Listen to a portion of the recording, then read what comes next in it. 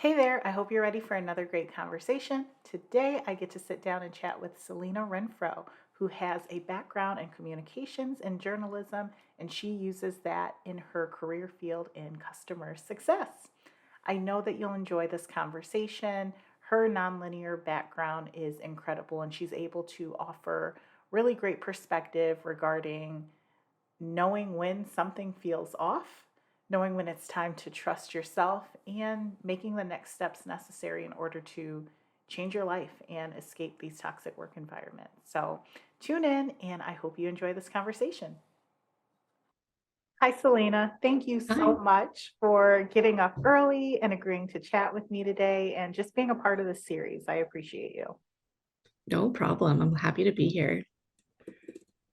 And I just want to start off by having you share with everyone who's listening and viewing why you decided to say yes and why you agreed to share your experience. Because it's a hard thing to talk about, and I think um, it's one of those things where like you, as soon as you go through it, you sort of like realize like it's all of a sudden you're like you are able to recognize those like red flags, and I think for everybody that's like gone through it, you want to like help people not go through it, and to be Yes. able to like recognize those red flags that are warning signs, and then also like I really want people to know because one of the big things for me was being able to trust yourself, right? I think we kind of gaslight ourselves sometimes when we're in these situations where we're like, oh, I'm overthinking it, or I'm like, it's not how it appears to be. But then it's still at the back of your mind, you're like, this isn't right. And I think people need to like trust themselves and also trust that it's going to be better if you leave. And that's something that I think just bears repeating. Um, and the more people that can talk about it, I think that's better for everybody else. Awesome. And Selena, you talked about red flags. So let's start talking about red flags. Do you have some examples of things that you learned and you want others to watch out for? I feel like if you're recognizing that there's a disconnect, I Mm. think for me that was like kind of the biggest red flag. I don't think there was anything in the like job interview process, like from my recollection of going back through it, where I was like, oh, I should have known that this is what was going to happen. Because, of course, in like the recruitment process, in like the interview process, it's an opportunity for the company to sell itself. And so they're going to Right. present the best versions of themselves. They're not going to tell you all of like the background stories and like, Mhm. the little, the difficult things that go on, the challenges of the job. But I do think that like one of the things that I learned from leaving that job and then finding other jobs since is that when you are in those job interviews, you can ask questions that kind of that ask like what are the challenges of the organization, like where are things not going working well. And I think from there you probably could tell by their response like how honest they can be, right? And I think that's one of the things that like I know it's at least with my current job what I was really impressed by was when I asked a question like that they were able to like give me an honest answer and say and not kind of sugarcoat things. And I was very impressed with that. And I was very happy that I ended up at the job that I am. But I know from like other jobs, interviews that I've had and the job that I had, where it was pretty toxic, it was that everything was like great. They were wonderful, the best company, Mm. and no company is the best company. Like, let's just like, you might be successful, but every company can improve and there's always room for improvement. And if they're not willing to share that in the interview process, then they're probably not going to be transparent and honest about things when you're actually in the job. Um, and I think the other part is like the disconnect of I noticed in like my first 3 months, that like hearing like in where I'm in Canada, like that 30-month or that first 3 months is like your 90-day probationary period typically. And like it's a good opportunity for you to decide if it's a good fit. But usually it's like kind of like a testing ground for you, right? Like, are you going to Right. pass your 3 month probation, right? But also, I think people should be able to say, is this actually in the 3 months like something that works for me? And I definitely like knew within a month, I was like, something is up here. And I don't know what it is. And it's really weird that I'm hearing some things from other departments that just don't match my experience. And I think that was probably like the biggest red flag. And I often, like when I was reflecting on my experience, because I ended up doing a lot of therapy about it after I left. Oh, good. Um, Okay. yeah, I had to. It was kind of like a necessary thing. Is that I was like, well, how could I have handled that situation better? Like, what should I have done instead? And like, honestly, I should have just left at that point. Like, you can't change, not one person can change a toxic work environment. But I think at that point, it was like I should have trusted myself that I knew something was up, even if I couldn't put my finger on it. Right. Um, and trying to think that, oh, if I just worked harder and if I was just a better employee, that it would fix itself.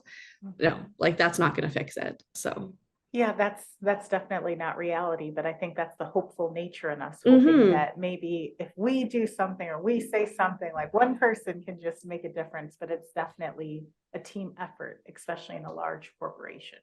Yeah, totally. And I want you to expand a little bit more on that disconnect. You said there was a disconnect, and it sounds like it was just a feeling that you knew things weren't right.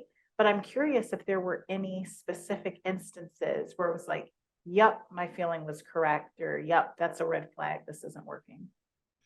Yeah, it was really interesting because obviously in like a 3 month probationary period, like you're still training, you still have to onboard, you still have to train and learn about the company. And so the company I was working with had a really wonderful like onboarding program in terms of like, and this is going to sound like mean, but like indoctrinating people to the culture. Okay. But it was fine because like I loved the culture there. Like I loved Mhm. what they were about, their mission. It was a nonprofit. So like that was, Okay. there's I'm somebody who like is really drawn to like the altruistic nature of a company. And so my value alignment has to be high. So the Right. mission and values of that company and what they did was like really in alignment. And I felt that like how they onboarded our team into understanding how the organization worked was really great. But then that didn't match my experience in my department. And has I was learning the actual like ropes of my job. Um, and I talked to like people in other departments about the pressure that I was feeling of like meeting these like really high targets like early on. Mhm. And everyone was like, oh Okay. no, like you don't have to worry about that. Like, like nobody expects you to like hit those like really high targets really quickly in your first 3 months, like you're still learning. But that's not wasn't my experience. I was very much held to this Okay. really high standard of um meeting like basically perfection, and Mhm. anything like less than perfection was considered like a failure. um and then also I learned from like people that have been there previously that they didn't have that same experience as me. They were given basically a year to like get up to like that level of like reaching those goals. But I was Mhm. asked to do that in my first 3 months. Wow. And then that sort of was like kind of got the ball rolling of like how terrible it went for the remaining year was because like, well, you just didn't do that. And so you should have done that. And you're like, excuse me? Like Right. where's like the grace period of learning how this company works and learning how to achieve these goals, because it really didn't matter like the whether I had a lot of experience doing it before. Everyone else in my role that had done it was given that time Right. until I joined, and it was like, actually we're going to try, like we have really high targets to meet, and so let's just go and meet them. Like we don't have time to give someone a year long grace period, so let's just like hit the ground running. um Okay. and that was like, that's when I kind of sort of felt was like, yeah, like this is messed up. It is. And I wonder, and let me know if you have any clarity on this, but is it because it was a high turnover role, so they felt behind and that's why they needed to meet the targets? Where did that come from? Yeah, that was like one of the things that I realized that it did have a high turnover, for Okay. various reasons. And it was interesting in my time there because I felt like I blamed it a lot on like individuals. There was like a person who had Mm, been in the department for a decade and was very difficult to work with. Everybody had expressed, like not just in the department but in like across the company, that a bit difficult to work with. And so it was really easy to put the blame on that person. And then also the manager was new to the role. Like they had only okay. started like maybe 6 months prior to I had. And so it was really like a lot of it felt like it was coming from her as well. But then Mhm. I guess once like, you know, you go past and you continue on, you realize that like for these people to exist and be able to like perpetuate, you know, like that toxic work environment has to be okayed by leadership. Right. um you know, it's not like I joined the organization and I was like the first person to bring up these concerns. You know, Hmm. other people had, and it was allowed to exist and nothing was done about it. And so I think I have a teeny bit more grace for those people now.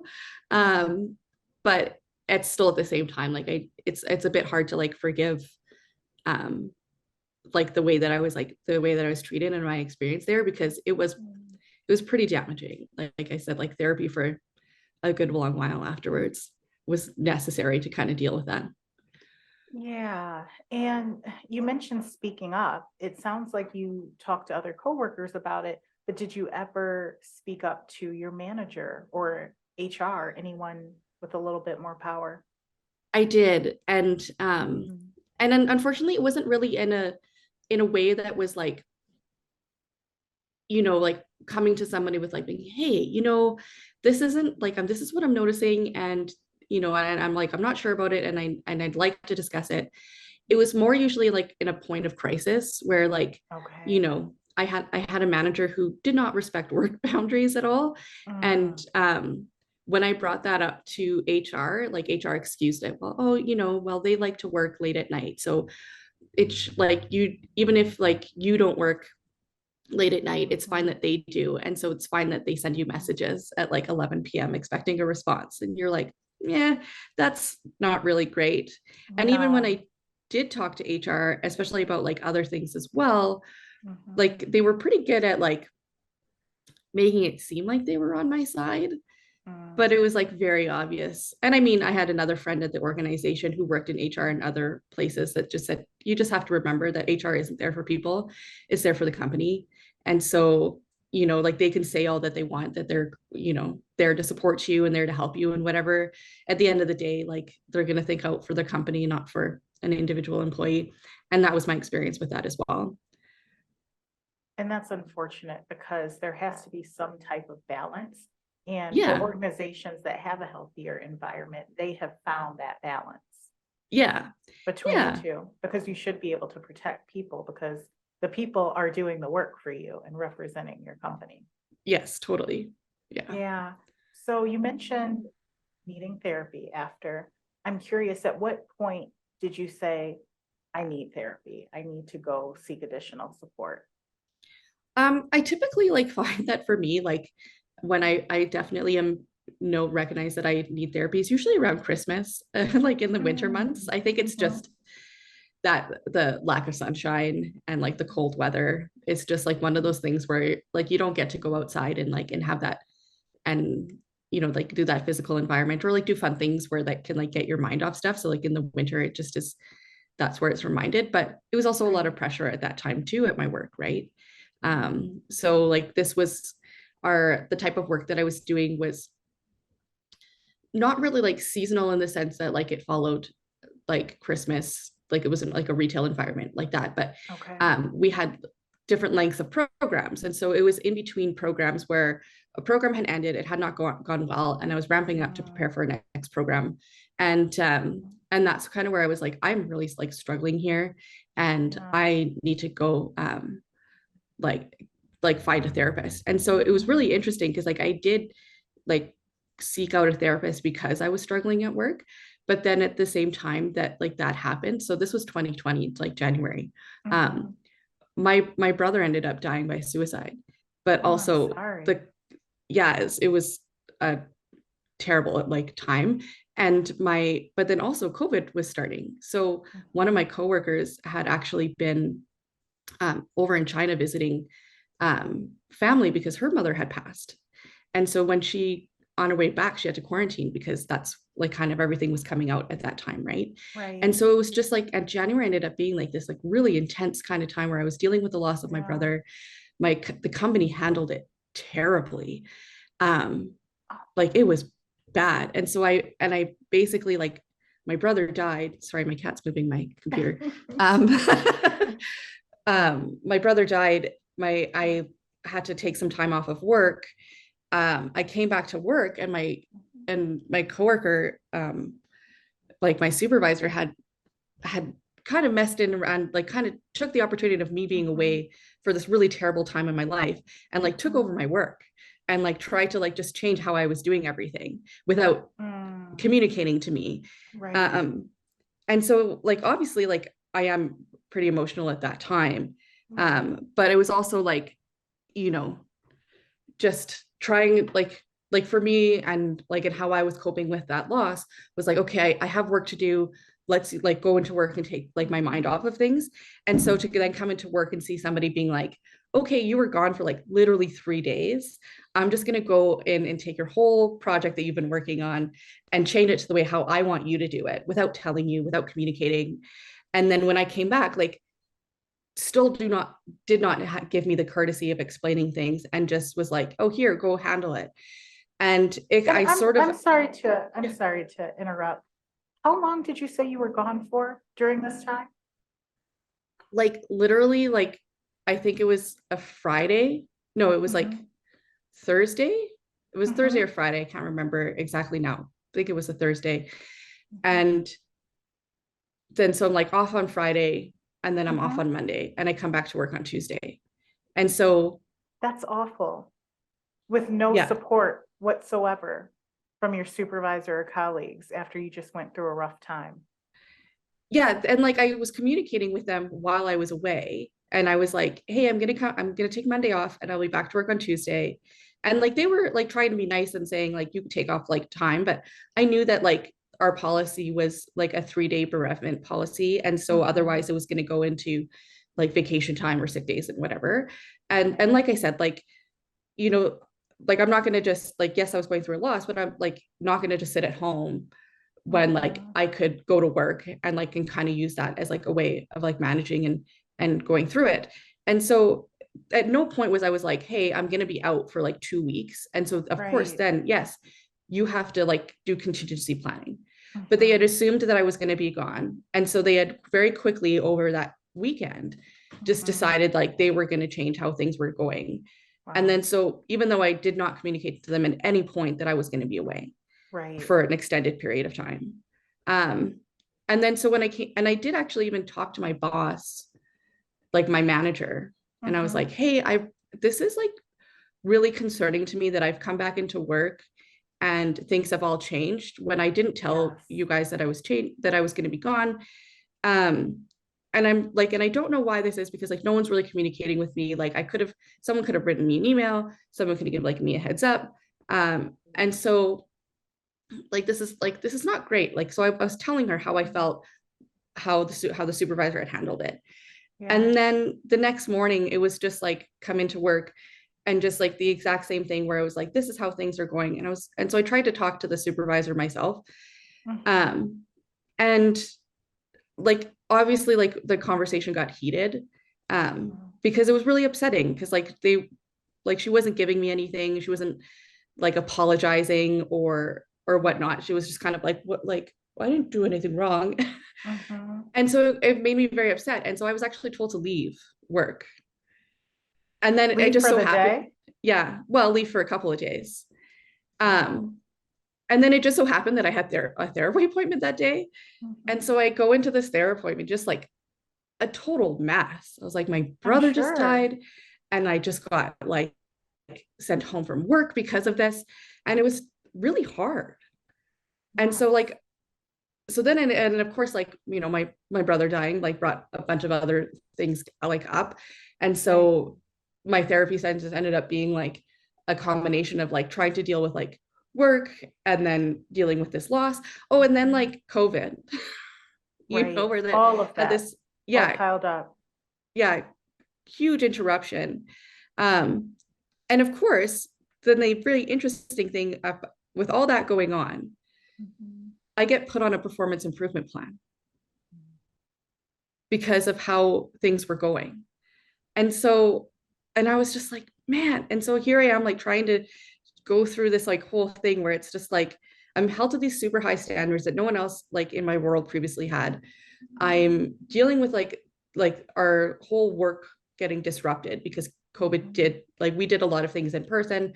The population that we served were like marginalized populations. And so having to shift everything and pivot to online was a big, huge challenge for us. And so dealing with all of that, and then I have to do this performance improvement plan.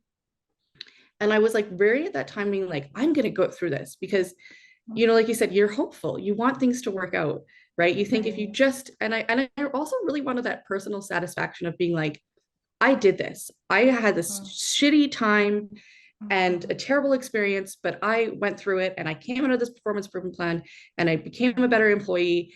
And so I can be proud of myself for doing that.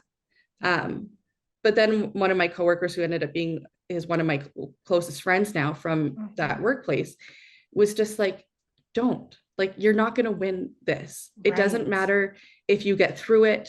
It's always going to be something else. And Yes. so there's no point in like putting like torturing yourself through this. And it did happen like in that performance improvement plan where it was just like the standards that I was being held to were continued to be high, and like there was never really like any like recognition of what I was doing and the work that I was putting it in. And so Right. they're like, and at least in a performance improvement plan, like everything's written down. So then it kind of like lays it out for you, like how badly it's going. Right. And so I took that opportunity in COVID just to be like, you know what, like I'm going back to school. Like I didn't have the capacity to look for a job. It was too much. Because like as anybody knows of like looking for work, it's work. It is a And full-time job. yeah. Absolutely. And there's no way that I could do a job and then also look for a job at the same time. So I was just like, screw it. Like I'm just gonna go register for like a local, like into the local college and just get into like a diploma program and just get out there, like get out of it. And so I kind of like that was my exit strategy, was essentially like going to school to get out of a toxic work environment, give myself a bit of a break so that I can like just not have to worry about work. I got student loans again, put myself into debt to like get out of that Yeah. job. Um, just and then yeah, just to move forward. And so that's kind of how I did it, and I'm glad that I did. Like Yeah. I it's was I was going to ask you, looking back and reflecting on everything you went through, would you have done anything differently?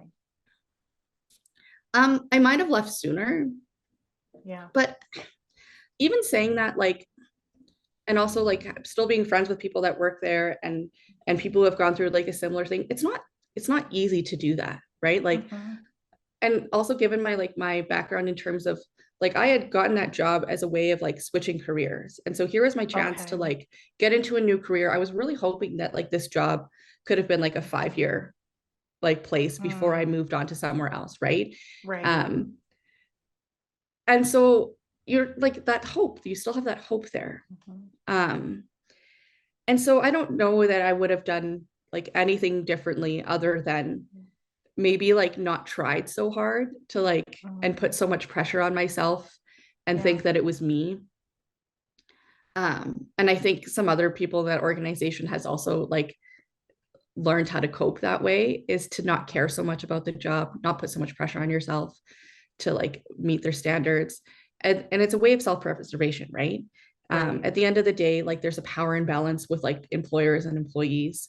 And, you know, like job hopping never really looks great. Like people make some sort of assumptions as to why you're doing it.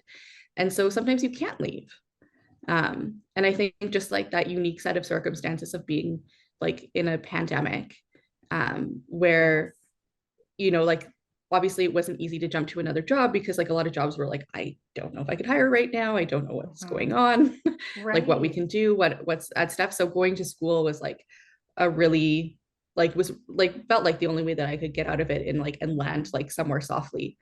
Um, and so I'm really glad that I did, and I'm really glad that I did trust myself and I did trust my friend um to make that decision, because like at the end of the day, like you have to take care of yourself.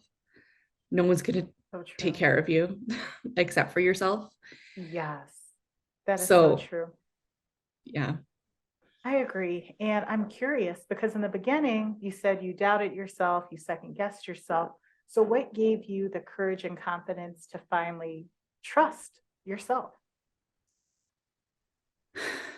I think it was just like knowing that you, especially like that fear of losing a job, like, my husband wasn't like super keen on it. Um, Mm-hmm.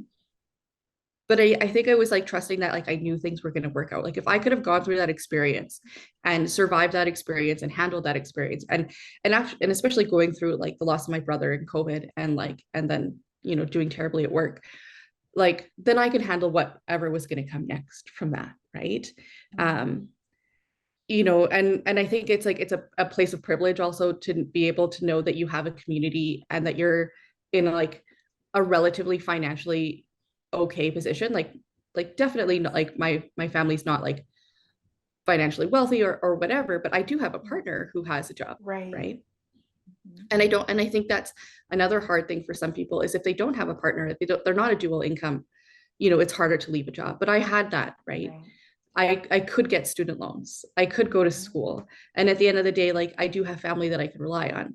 So there was a lot of things that I had to recognize that not only that was that I can trust myself that I'm going to be okay. I can trust that I have the community around me as well to be okay.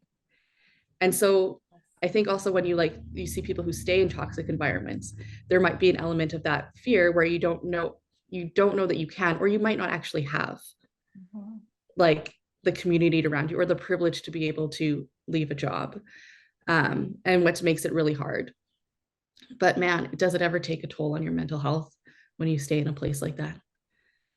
Absolutely. And just share with us how life is today now that you're on the other side of things. It's actually interesting. So I ended up doing like a semester of school and then ended up finding a part-time job while I was in my second semester. Mm-hmm. And it was really wonderful how like I actually got a job through like LinkedIn connections, which was like had never happened Awesome. before. And it was like a really random way of finding my next job. And Mm-hmm. it was in a different industry and it was in different space and still during like COVID. And so you had to like work from home. I didn't like meet my boss for like in person for a year. Mm-hmm. Um, but it was interesting. Like I remember like one time, like I think in like the first week, I was dealing with some personal things. And I like messaged my boss and I was like, hey, I'm like not available right now because I'm dealing with this like phone call, like this personal phone call that I have to deal with.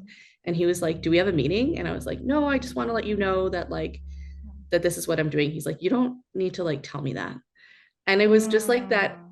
that I don't want to like use like PTSD and like and diminish it in any way, but it Mm-hmm. was like a leftover from like being micromanaged, right? And Yes. having to account for my work and having to like, not be away from work. And my boss was just like, I I hired you because I trust you to get the work done. If you need to do things for whatever reason that you need to do things, I know that you're going to do your job later. And so like you don't need to tell me what you're doing. And it was just like, whoa. That's so refreshing. That's the way it should be. Yeah. And so, and unfortunately, like, I am now in the tech space. And so like you always have to kind of like deal with layoffs and that. And then so I'm not no longer with that job that I had right out after school. And I'm in another environment where, like I said, like I had a job interview and I asked the manager like where are areas for improvement, like what is the hardest thing that you're dealing with right now. And I was so impressed with like be like, yeah, we're actually like really bad at this, and so this is why we're trying to improve Wow. They this were team. transparent. Yeah. That's And like amazing. and it just, even though I actually did not get the role that I applied for, I ended up getting a different role. I was Mhm. just, when I didn't get that first role, it was very motivating to stay in touch with the recruiter and to Mhm. stay in touch with the company to be like, you know what, that's like that really made a difference for me in being able to see somebody not, set this really high standard, say that they're like killing it all the time, and Right. like they only hire high performers, like all those things Mhm. that like people say to try to like Exactly. to attract people, right? And Yep. I was like, no, like if somebody could say to like a complete stranger that like, yeah, we're doing things really well because they have all the collateral that they give to new hires or it's like to potential hires that saying how great the company is, but then to have an interview where people are actually going to be honest, Mhm. it's just like makes a world of difference. And like I've been at this company now for like 5 months and it's just going like super well in terms of Oh, like it's not like perfect, like right. but like you're in an environment where like you feel like you're with people that have values that aligned, that you feel supported, that Yes. you could actually focus on work as opposed to like all the drama and like all Right. like and a bunch of other things going on and not have to like worry about it. So it's just so nice to know that that's behind me. And I'm just really hopeful that like if I ever am in another place like that, that I would be able to get out of it or not get into Yes. it. Right. Yes, absolutely. That's the goal. Avoid it at Yeah. all costs. Mhm. Yeah. Of being able to like, no, like trust your gut, like Yes. trust that you know. And also that I think people are just like so afraid, especially when you've been unemployed for a while, just to Right. like if you get a job offer, just take it. But like I think you could also say no if like things aren't going well in that interview process. Like Exactly. I'm not a fan of the multiple rounds of interviews, but at the same Hmm. time, like that's also giving you multiple chances to understand the company and to learn more. And I think Exactly. that's people should really like change that mindset of let's like check and make sure this is a company that I actually want to be with because Right. you're investing a ton of your time. You're putting a lot on the line when you accept a job with a company, and it's easy for them to just rescind their offer, let you go, lay you off whenever. But for you, it's not. Exactly. Right. It's a time investment. It's a commitment. It's Yeah. a huge part of your life. Yeah. Unfortunately. Yes. Oh, I love everything that you said. And you gave a lot of great advice there. But if you could say one thing to someone who's currently in a toxic work environment, what would you say?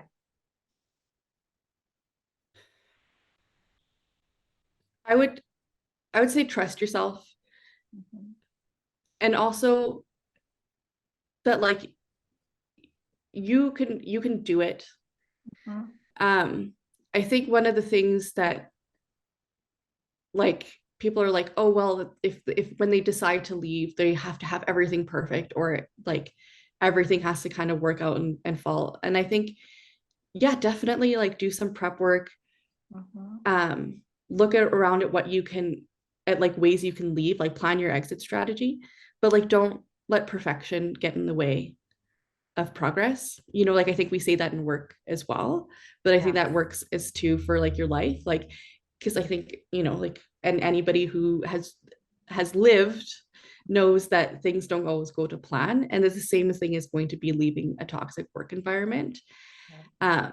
And so you have to trust yourself that you've been able to get this far, you're going to be able to get further and further away from that job. Yes. That is a beautiful way to end things, Selena. Thank you so much for sharing your experience, your advice, your words of wisdom and encouragement. I appreciate your participation. Thank you so much, Chelsea. Thanks for the opportunity. Yes. Oh, and one more thing before I forget, if people want Yeah. to connect with you, how can they find you? I am on LinkedIn. I think it's just Selena Marie Renfro, which is my full name on there, but I think you can search just by like Selena Renfro. Um, of course, my name has like minor, like everyone sort of spells my first name wrong and my last name wrong.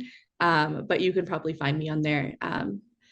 Is probably the easiest way. And if you want to share my Awesome. LinkedIn, you are more than welcome to do so. I will definitely do that because I have a feeling that people will want to reach out to you. So Well, I'll thank you leave so that in the much. description section. Thank you again so much. I appreciate you. You as well. Talk soon. Talk soon. Hey there. I hope you enjoyed the conversation that I had with Selena.